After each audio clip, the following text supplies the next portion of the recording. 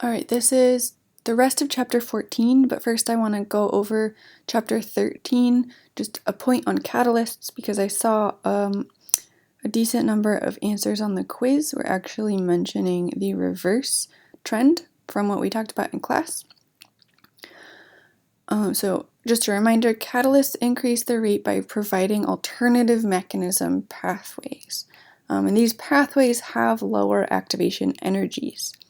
This is what allows the reaction to increase in rate. So when we talk about increase in rate, we're saying that more of the reactants are getting over that activation energy hill to form products at a faster unit of time compared to the original reaction. The dotted line, pink line, shows the reaction mechanism with a catalyst. The solid black line shows the original reaction mechanism without a catalyst. And you'll see that the activation energy, the transition state, is lower. So there's less energy you need to put in to get to a point where it's going to start to go down to product. And this is true for both exothermic and endothermic reactions in the presence of a catalyst. So notice the activation energy of the black line is bigger than the activation energy of the pink dotted line for the endothermic reaction and for the exothermic reaction. In both cases, the catalysts present, represented by the dotted lines, show that the activation energy is lower and therefore the reaction will be faster. The thing that a lot of people got wrong on the quiz, mostly you got that it lowers activation energy correctly. The thing I saw some confusion on is that catalysts are never consumed.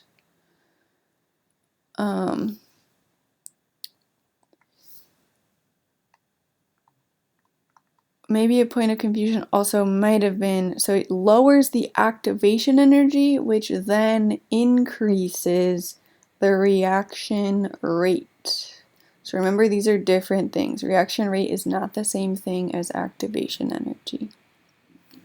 If you have questions, please let me know. We're going to switch to chapter 14. So this is the rest of chapter 14 lecture, talking about Le Chatelier's principle. So we left off calculating the equilibrium constant for a given equation. I think it was nitrogen gas reacting with hydrogen gas to give ammonium. So please practice those as well. Le Chatelier's principle are just some trends that you see how the equilibrium shifts when you disturb a reaction that is already at equilibrium. So when a reaction is at equilibrium, when it gets disturbed, either by removing or adding stuff, the reaction will shift to get back to equilibrium.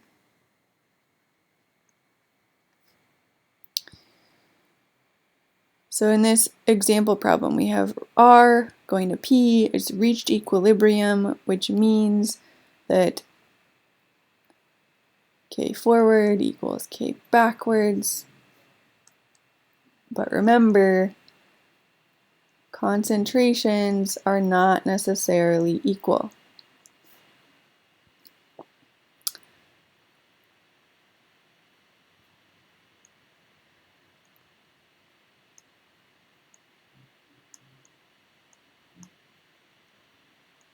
So we have constant rates, but not necessarily equal concentrations.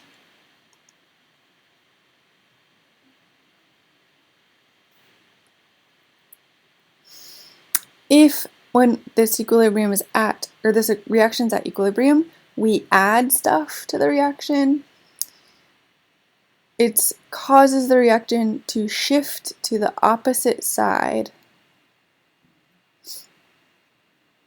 of what was added. So for example, If we add a reactant, we add some R, it's going to cause a shift to product. So we say that this reaction favors product formation. If we add more P, we add product, it's going to shift in the opposite direction, which means it shifts towards R. This reaction will now favor formation of R to get back to equilibrium. Another way you can disturb a reaction is by removing stuff. So if you remove stuff, it shifts to the same side of what was removed. So if we remove R, it will then shift towards R. It's going to favor formation of R. And you can see that by the longer arrow going towards R versus going towards P. So shifts to R. If we remove P, we remove product, it's going to shift towards product, favoring formation of product. This is if we're changing concentrations of reactants or products. Let's look at what happens when we change temperature. It's going to be similar. Just kind of have to figure out where the heat is in your reaction. So for these, one way you could think about increasing temperature is by adding heat. Well, if we have an exothermic reaction, heat's going to be on the product side. But if we're looking at an endothermic reaction, heat's going to be on the reactant side.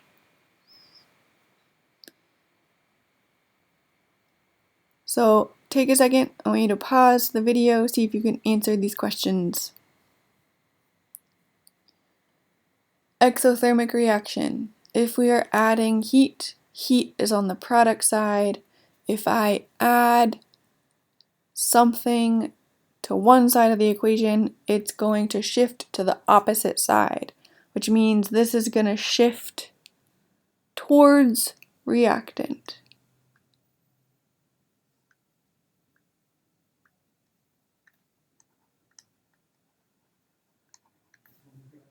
It shifts to the left if I'm adding heat. For an endothermic reaction, if I'm adding heat, it's going to shift to the right and make more product.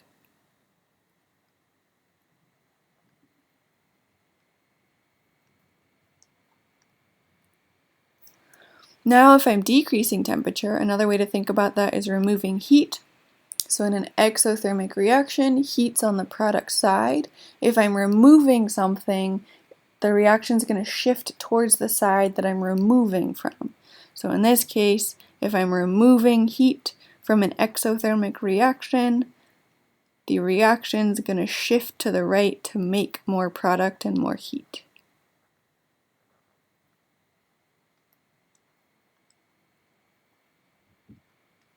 So I'm going to increase product concentration and increase to make up for the lost heat. So as I make more product, it'll give off more heat.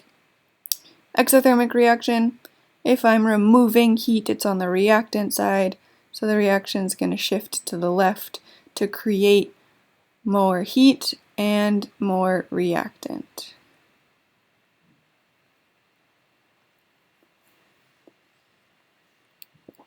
Alright, that is it for chapter 14. You'll have practice on this in the homework. I'm going to post the homework tonight, and as always, please let me know if you have questions. Try and do this from memory, and then ask friends for help before looking at your notes.